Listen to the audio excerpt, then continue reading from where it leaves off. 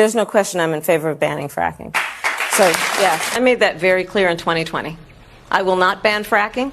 She said on immigration, she made this open-ended pledge to end immigrant detention. She said she supported taxpayer-funded gender transition surgeries for detained migrants. She also said she supported taxpayer-funded gender transition surgeries for detained migrants. She actually said she supported that. She both wrote and answered in the affirmative when she was asked this. Abolish ICE. Yeah, we need to probably think about starting from scratch.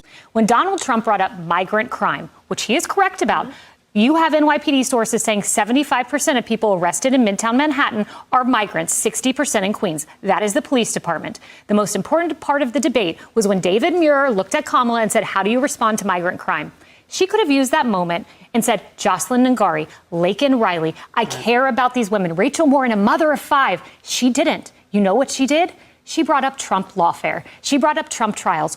Do not tell me she cares about a 12-year-old who got killed when she can't even say the name and she can't even answer migrant crime. She turns to Trump trials. She cares about lawfare, not your family. There is no state in this country where it is legal to kill a baby after it's born.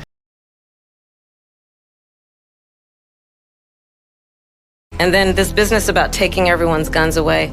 Tim Walz and I are both gun owners. We're not taking anybody's guns away. So stop with the continuous line. I support buybacks, and I think that, look, we have 5 million assault weapons on the streets of America. And it's something I'm so passionate about and so looking forward to being president to address. We've got to deal with this. How mandatory is your gun buyback program? It's mandatory. I intend on extending a tax cut, repealing that tax bill they just passed.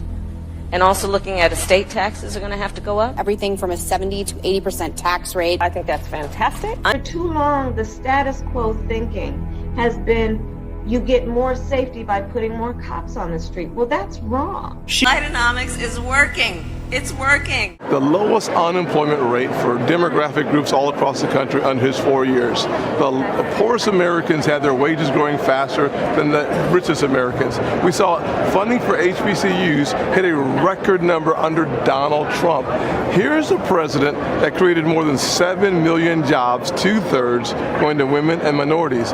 But beyond that, a 9% raise for our military. We need 4 more years of Donald Trump.